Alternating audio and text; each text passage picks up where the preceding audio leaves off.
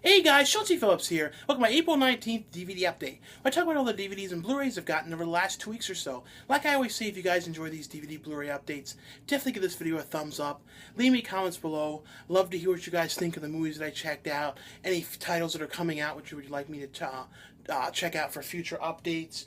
Now the first one from Scream Factory, Shot Factory, Scream Factory line, is a new film which they put out. It's called Dead Shadows, which is kind of like the idea is like this kind of like a comet kind of thing is coming. Kind of like the idea is kind of like, Night of the Comet. The movie isn't really like that, but the idea of like when I think of comet movies, I think of Night of the Comet. And this is a movie about this guy who lives in this building, and he's kind of gaming and doing games all day, and this comet is coming, and it's kind of like they're having like the end of the world party, and he ends up going to he ended up meeting this woman that he finally talked to who lives in his building, and she told him, invited him to get out of the house because he's never leaving this house, really leaves his house and does anything but play games all day, to get out and go to this, end of the world party thing. So he gets there and tries to find her, and then like weird things are starting to happen. Like even in that day, you've noticed there's some weird things going on with people. People looking strange, and when he gets to this party, is when really weird things start happening, and there's kind of something going on with people, and it kind of becomes like him trying to find the girl with like a 28 Days Later kind of fast-paced vibe to the movie. And it was a movie that was done really pretty well with these effects. You can tell it was a very low-budget movie, but they did a really good job with these the effects that they did in this movie. And that was a really big aspect of the movie, was the effects of what is coming after them and what is going on to the characters. And there were some pretty cool kind of throwback 80s feeling elements to the movie that I really liked. It has on here some making of feature, deleted scenes, interview with the producer and the director. I thought this was a really fun end of the world kind of movie. Like I said, that has there aren't tons of movies about like comets and except for Night of the Comet that I always think of. There might be one or two others, but this was a really cool aspect, and there's some really cool stuff, like I said, when things start to get really bad in this movie. So I would check this out. I really like the newer films that that Scream Factory has been putting out.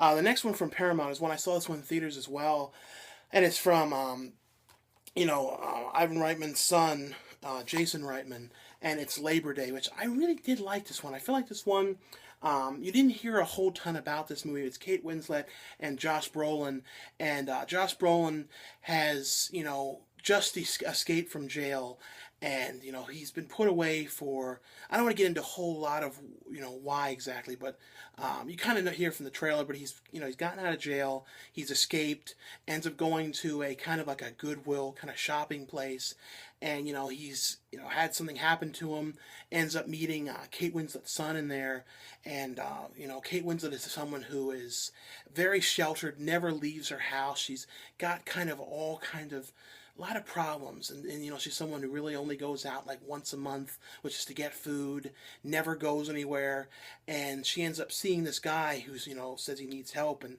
she doesn't want to help him. She doesn't want to take him anywhere, but he forces her to do it, and she ends up taking him back to her house, and hiding him from the police until he heals up from something that has happened to him from the escape. I really liked it, though. It's kind of about, them kind of starting to like each other. And, you get that from the trailer, too. And her kind of wanting to hide him. And, having these elaborate plans. And kind of finally, getting out and, help. She's helping him, but he's also helping her. I really liked it. I thought, there was like one unintentionally kind of funny scene with like cooking this peach pie in it, but other than that, it was just kind of like one of those like scenes. It was kind of funny, but I really like this. I think people really should give this a shot. I really thought it was a well done movie about hiding this guy out in this small town where everybody knows you and everybody's in your business and bothering you about everything, and she starts doing things differently and they're all noticing it. It's one of those real nosy small towns. But it has a commentary on here, making of, and some deleted scenes. But I really liked it. The next one is one that I've been really looking forward to seeing, and it's a documentary.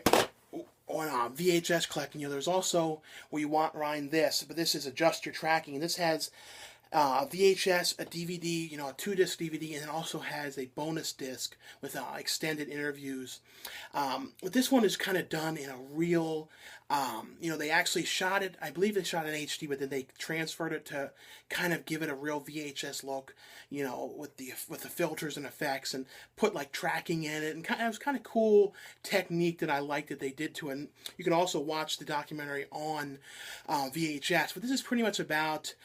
This one goes into detail with more, in the beginning with like filmmakers who are doing like shot-on-video movies back in the 80s, and talking about, current collectors and how VHS collecting is starting to come back again, and, talking all about how things that are not on DVD, and then certain people in here who only want to watch a movie on VHS because of the picture quality and kind of reminds them of a kid, when they were kids. So I really loved the one guy who had this whole video store in his basement, which is amazing, video store, which I'd love to see. Like, you could have a whole documentary just on this guy's store in his basement, and he has it all sectioned. And there's one guy, though, who's in the ball pit, and if you watch the deleted scenes, he certainly hates, Redbox, like, with a passion.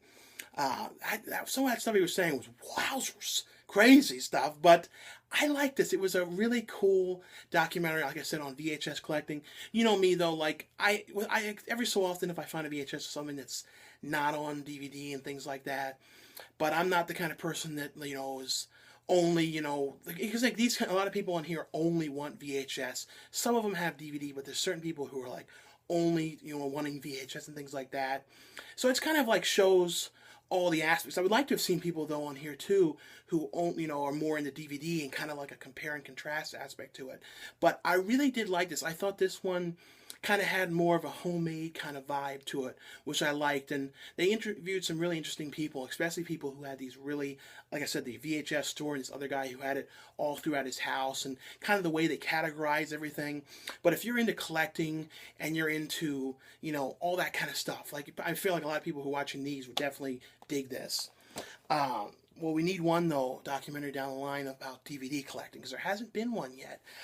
The next one from Magnolia's Magnet line, and this is one, Quentin Tarantino said is the best film of the year, and it's an Israeli film, Big Bad Wolves, which is a really pretty cool movie, and it's about this cop, who's looking for this, guy who's been killing these kids, and, they're looking for this missing girl. And, the girl, but he ends up kind of finding the guy that he believes is it, and, who's killed this girl, and kind of going into the methods of trying to get the truth out of him. And it ends up getting videotaped, and he's beating this guy up, and he's taking it too far, the way he's not supposed to. And especially not letting this video get taped by a teenager who's like spying on this thing in this building they took the guy to. So it kind of gets out there, and this isn't ruining anything, but the girl is found dead, and they can't hold this guy, the guy that they believe, because of what happened. They don't have enough evidence, and it's kind of about the girl's father, and him, both at the same time, simultaneously, wanting to get this guy. The cop, has been let go because of what happened, it's temporarily suspended. He wants to get the truth out of this guy. The father wants to torture him because the daughter's head has been missing. It's very twisted what's going on in this movie. But it's kind of about them at the same time going after this guy. And I'm just going to leave it right there, and that's not ruining anything, but it's pretty crazy the level this movie goes. And there's some really interesting things that happen in this. Really would recommend checking this one out. Thought it was a very interesting, very different movie. I could definitely see why Quentin Tarantino liked it. It was a really cool, different, weird film. It has the making of on here, and the trailer as well, but I would definitely recommend that one. I really thought that was a cool movie. The next one, and this one is really pretty cool to see that this one actually, has been able to come out without a problem. Because I was like, remember when I first heard about this, I kind of thought Disney was going to find a way to keep this movie from getting released. And it's actually pretty cool that there's actually a Blu-ray of this out. And it's Escape from Tomorrow. This is from Cinedigm. And, this was a movie that was shot without permission, in Disney World and Disneyland. It's a whole feature film in there. I mean, probably 80% is there. There's some green screen elements and some parts on a set that, they could never have done at Disney. But it's a movie about this family who's, on their trip, and the father is been fired from his job, and things are going terrible, and it's kind of about these weird things going on at Disney, and about like these two girls that he's spying on and following the father, and just like weird elements at Disney, and the one guy who's in this wheelchair who's kind of always around at Disney. It's just the biggest, coolest element to this movie is, like I said, shooting this whole movie at Disney, on the rides, at the hotel, in the pool, out back of the place. I mean, I don't know how they figured out how to get all this stuff. It has a bunch of stuff on here, the making of, the commentary, but just the fact that they were able to pull this off and actually make this movie at the park. And like I said, they filmed it at both Disneyland and Disney World, and I've been to both of them, so I could kind of say, okay, that, monorail was a Disney, that, World, that was a Disneyland. It's kind of cool. Like, if you guys have been to both of them, you could kind of say, oh, that was there. And it was really interesting how they found a way to make it seem like it was all the same Disney World, which is kind of like, I think, the main one they were trying to go for. But I would really recommend checking this out if you want to watch a weird, trippy, out there movie. Especially people who are fans of like the theme parks will just be kind of blown away that they were able to make this movie with all this weird stuff going on, and the fact that it's out and on Blu-ray, and it's going to be in Best Buy, because this is the Blu-ray that's exclusive to Best Buy. But definitely check this out if you want a weird, out there movie that has like a weird 50s vibe to it with this real dark element. It really makes Disney feel really dark. But I would definitely check that out. The next one from Cinedime as well, and this is from Katie Graham and Andrew Mathis. Katie Graham, who used to be on the channel that I was on YouTube, The Rough Cuts, like a collab channel. She directed this movie.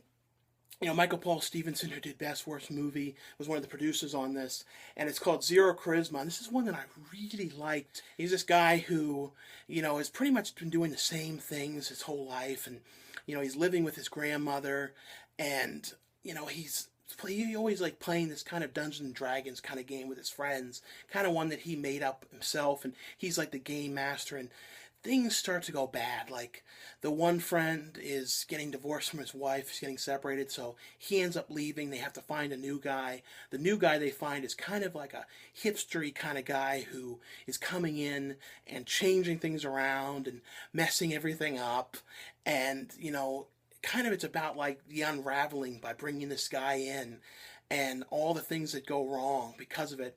But it's just a really interesting movie that I really liked. I really liked the guy in it. He kind of reminded me of myself a bit. Like, I think he kind of looks a little like me. But I don't know. I like this movie. Like I said, though, it's kind of sad. There's some sad aspects to it. Kind of had like a Napoleon Dynamite kind of feel. Like, I feel like Jared Hess, who did Napoleon Dynamite, really liked this movie because it has that kind of a vibe to it.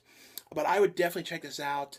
Like I said, it's a sweet but sad kind of movie about this guy whose life is starting to change, and he's starting to kind of have to change everything around, and his mother's come back and to the house, and all kinds of things are going bad.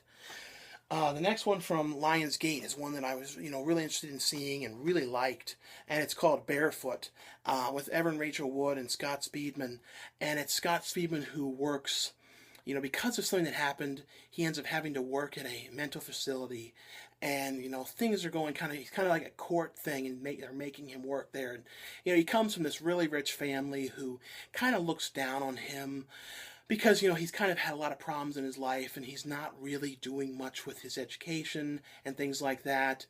And, they want him to come back for his brother's wedding. And, he kind of comes up with this lie that he's seeing this woman, which he isn't.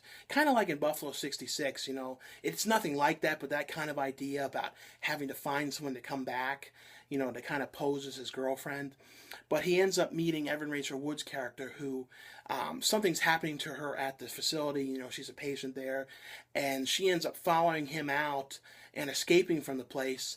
And they kind of, he ends up coming up with the idea of bringing her, with him to meet the family. So it's kind of about them going to meet the family, and she's very quirky and someone who's, came from a very sheltered life, and her mother was very controlling and crazy and was not allowing her to leave the house or really go anywhere, and it was all always what she wanted and what she, was all, she really didn't get to do anything and didn't get to know much about anything and nothing about life or anything like that. It's about her going with him and kind of starting to like him, and then kind of what happens and things like that. But it was a really sweet, one of those feel-good, positive movies, which I really, really liked. Well, this is one, like I said, like out of these movies, this is one of my favorite ones. Evan Rachel Wood, too, to me, always does such a good job with kind of becoming characters. Certain actors and stuff are always kind of like the same and have like the same vibe. To me, she always falls into the roles and becomes the character, especially like in Charlie Countryman. You forgot that it was her in that. And this one, she really, she's always really good at doing that. Would definitely recommend checking this out. Really like this. The next one from Anchor Bay, and this is one that I did not know too much about, but it has an interesting cover on it. It's Mr. Jones, and it's a found footage movie, and it's one of those movies that to me kind of started off better than it ended. I didn't love some of the end of it, but it was about this couple that is going out into the woods, and they kind of want to stay out there for a year, and he's has bringing all these camera equipment and wants to do like a documentary, but he doesn't really know what the documentary is going to be, so he has really, no idea about, what he's doing when he's going out there. So he's kind of just filming it and kind of hoping something comes from when he's out there. He's filming things, and you see somebody randomly, like, moving in the background at times and things like that. And he ends up noticing this guy sort of traipsing around out where they are, out in the middle of, like, this desert kind of woodsy area. And he ends up following them and following him. His wife comes with him, and they follow down into this basement and discover these kind of scarecrow like art pieces all over the basement. And it's, it turns out that he's this, Mr. Jones, who's this guy who in the 70s was sending all these scarecrow pieces to all these random people, and no one ever knew who the guy was or where he was or anything about him. And then they come up with the idea to make this documentary about Mr. Jones. So then he leaves his, his wife there, and she's filming, and he goes off to do interviews, and that's the point where I thought the movie kind of stalled out a little bit with the interview segment. I just feel like it wasn't a whole lot gained from that part. But then, it's like kind of like that, and they're kind of investigating, and then things start going weird. Like I said, though, I really, really dug the beginning and really thought that it was some really cool aspects to it, but I just didn't think it was as cool near the end. I liked the stuff I liked the pieces that he made, and liked the stuff where he lived, Mr. Jones' character lived. But over and all, it wasn't like absolutely perfect. I liked it though, but just like I said, it's not absolutely perfect in my mind, I wouldn't say. The next one from Anchor Bay as well is Death Do Us Part. This is these two, this couple going and having a bachelor and bachelorette party together. They're calling it like stag party, so they're both kind of celebrating together. So go out into this cabin that they've rented, and they rent it from this guy, and he seems very strange. He's like, "Oh, you better not be partying late," and all, like real kind of creepy guy, and kind of supposed to be setting up that there may be something like weird about this guy. And there's all kind of things going on with them there, like the husband-to-be is, sleeping with the one sister, and all these kind of things are going wrong there. And, the one night, people start disappearing. It's one of those kind of slasher movies when people start disappearing and things start going wrong, and kind of like who did it, and who was doing this, and were you there? And I thought it was interesting, though. There were some cool aspects to it.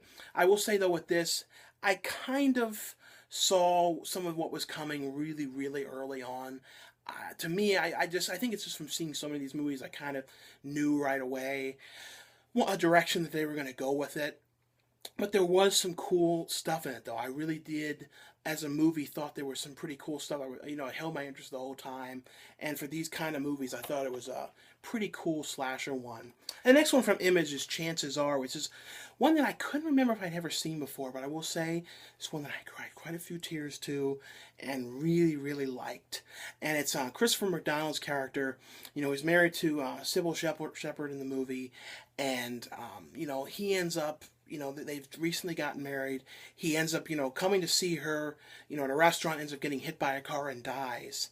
And, and he gets in heaven, and he ends up, I like their kind of view on all of that. And he goes there, and it's kind of some people won't like it because it kind of is more about, you know, people coming back to life and that kind of vibes, other lives. So I always kind of like that view on things. But you know, he goes there, and you know, you're supposed to shoot you with this shot. So you basically, right when you die, you get shot with this shot. So you kind of forget about your past life. You come back as someone else, and he ends up not getting shot by mistake with this shot to forget his past life. So this is, you know, him born again. And it says, you know, it's like 20 some years later, and he's back, and you know, he ends up meeting this girl at the college that he's at. You know, when he comes back, he's in the body of Robert Downey Jr. And you know, at first he kind of is just a new character, doesn't remember his old life at all, but ends up meeting this girl, and then by a chance of, you know, something going on, he ends up at his old house with his, you know, his wife, and his memories start coming back to him, and it, you know, his old wife is kind of never moved on from what had happened all those years ago. The house is still the same. All the husband's things are still there. And so there's so many trigger points that make him start coming back. So it's kind of about him coming back and what ends up happening, you know, when he does remember, and, you know, him trying to tell people about it. I really liked it. Thought it was a really positive movie. I like these kind of movies. It was extremely, to me, this is like a movie that I really like to watch. These kind of movies. You know, like I said, though, there was a pretty sad, a lot of it. You know, just to me, you know, when people like, you know, when you're trying to tell people and they don't believe you and think you're nuts and all that kind of stuff that's going on. But would definitely recommend checking this out. I feel like a lot of people might have seen this before, but I'm not sure. Like I said, I don't know how known this one was, but it's cool to see.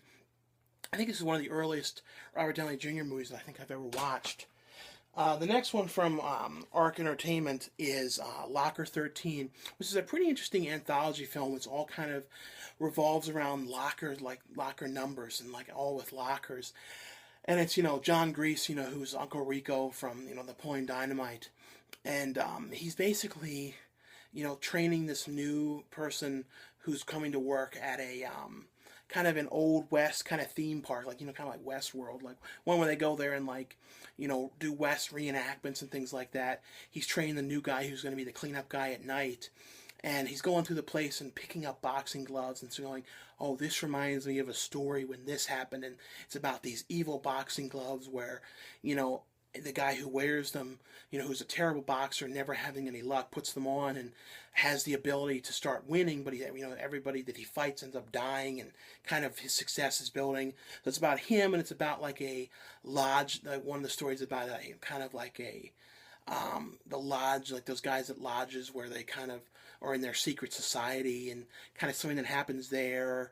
A number of different stories, and then the one about like into a locker, seeing an alternate reality of yourself from the day before, and what they use that for. It was interesting stories. I thought some of the stories were more interesting than others. I really liked the boxing glove story, and there's a segment on the roof about a guy who wants to kill himself and a guy who's trying to talk him into it, about making it interesting. There's some really interesting segments in this. A lot of cool character actors pop up in this. I think it's John Polito plays the kind of the boxing guy who's like in charge of the guy, like pumping him up, and, you know, his manager. And, you know, he's been in tons of movies, a character actor, and a lot, and he really was good in this. He kind of always screams more, and he kind of toned down his character in this, and was really good. And I found out, you know, that he got the part because Keith David couldn't do it. He got sick, and he got the part like an hour or two before, and you would never have known because he was really good in it. I would check this out. It's a really interesting anthology film. It's not really a horror one, but it's kind of more like a thriller kind of one. The next one from Image is The Suspect. This is one that I kind of don't know how much I can say, because like on IMDb they kind of give away like a whole aspect of the plot, which I'm kind of like, I don't feel like that would be something that you want to say, so I'm not going to say too much about this. But this is basically about McKee Pfeiffer's character, who's in this small town. You see someone robbing the bank. You don't know if it's him, and he's being questioned by William Sadler, you know, who's a police officer who picked him up. And it's kind of McKee Pfeiffer saying, oh, you're thinking it's just me because of my skin color and things like that. And you know, William Sadler's like, oh no, we're not racist here. We're not like that. And like kind of like that's a big aspect of the movie. And he's going, well, you know, I didn't do it. And when you find out what this is all about, you're going to be so surprised, and you're going to understand why this is happening, and why we're doing what I'm doing. And like I said, I don't want to say too much about this, but I really thought Mckay Pfeiffer was good in this. William Sadler, I've always been a fan of. One of my favorite things he ever did was, Bill and Ted, It's Bogus Journey. He played Death in that. It was an interesting movie. There were some kind of parts in it where I was like, why is it happening like that exactly? But it was not a bad one. It has, behind the scenes on here, extended scenes, commentaries. But it was an interesting one. The next one from Troma, and this is one, to me, I really, really liked this. It was kind of a throwback to it reminded me of the early Troma movies that they put out, kind of ones like Butt Crack and some of those really funny ones that really have a strong Troma feel to them. And it's Bikini Swamp Girl Massacre, and I really thought this was a funny movie. It's about these girls that are going on a trip to the Everglades in Florida, and they hire this tour guide, and this weird kind of perverted tour guide, cracking all these jokes with him because he's the only guy out there with them.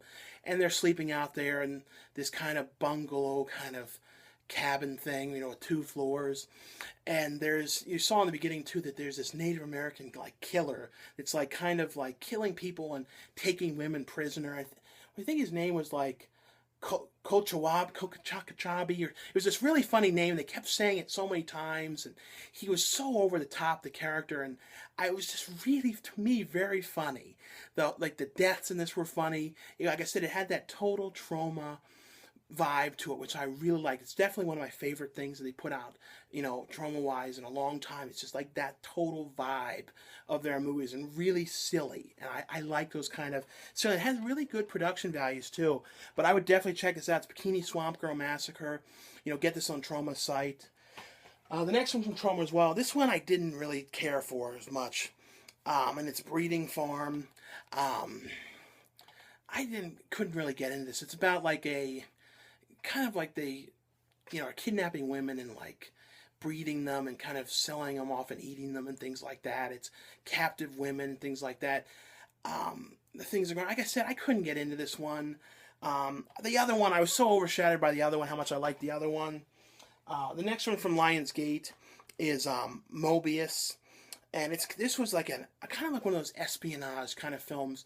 It is, I had a hard time figuring out what was going on. It's one of those movies, if you don't know a whole lot about banking and things like that, it might be a little hard to follow. It picks up later on, but in the beginning, you might get kind of confused with some of what is happening in it. But it's about this woman who's working at this bank, and this kind of agency is wanting her to spy on her boss. And they're well, if you do that, we'll be able to send you back to America, because something has happened to her and she's not allowed to go back to America and wants to get back there.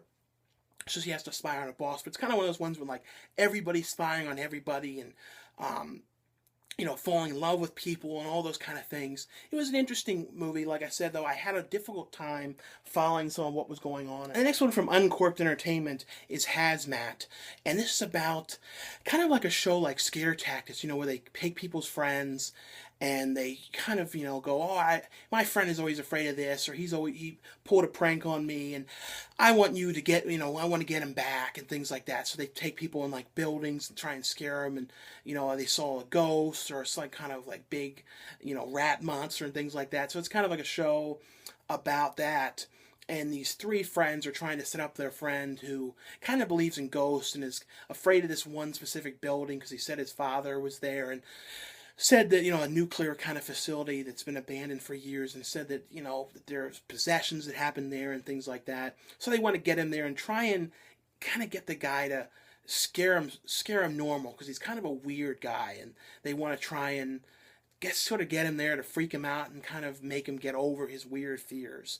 And they end up getting there, and, there's the camera crew watching the whole thing when they all come in. And I like, though, that they didn't shoot all with the camera's perspectives, because some of these kind of movies, when they do that, they would set the whole movie from the camera's perspectives, and sometimes it's done really well, in movies like Grave Encounters and things like that. But then other movies, it's kind of I don't like this technique, when it's all like that. But they have a helmet cam, But there's a character who's going to dress up and kind of scare the guy, but things go terribly wrong, and it makes the guy kind of flip out and start going after everybody in there.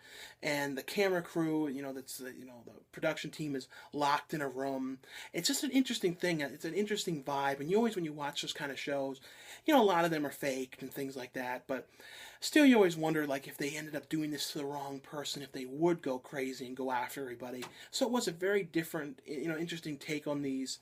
And the next ones are 3 Godzilla films which have just come to Blu-ray, and it's Godzilla versus the Sea Monsters, which is one of these ones that I remembered seeing as a kid with this guy who wants to get a boat because his brother has gone missing, and they end up, stealing this guy's boat with this guy, the guy who's in it, and, the boat, and, when they're in there sneaking around trying to look for a boat, they end up out in the ocean and kind of trying to find him, and then they end up stranded on this island with Godzilla on the island in Mothra.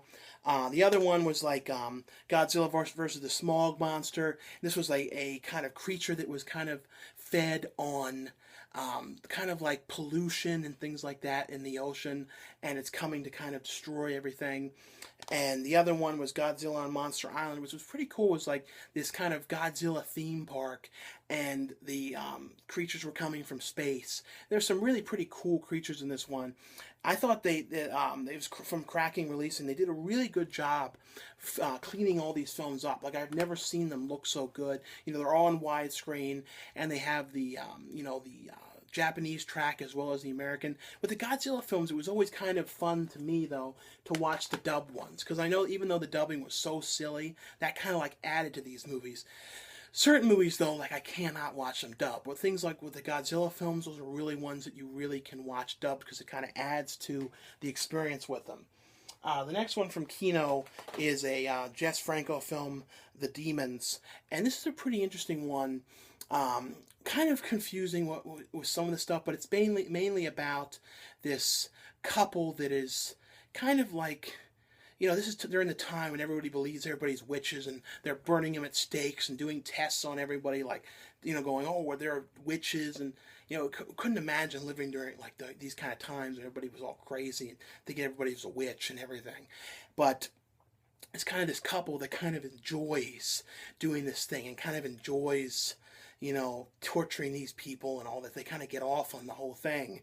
And it's about these 2 girls who are in a covenant, and the couple end up going there, looking for witches, and end up believing that one of them is a witch, and taking her back and kind of doing the tests on her and believing that she's a witch, and about her kind of escaping them looking for her. And then the sister, they kind of believe, and they're after her. But it's a really interesting one. There was some really pretty cool aspects in this, some cool, crazy nun stuff in it as well.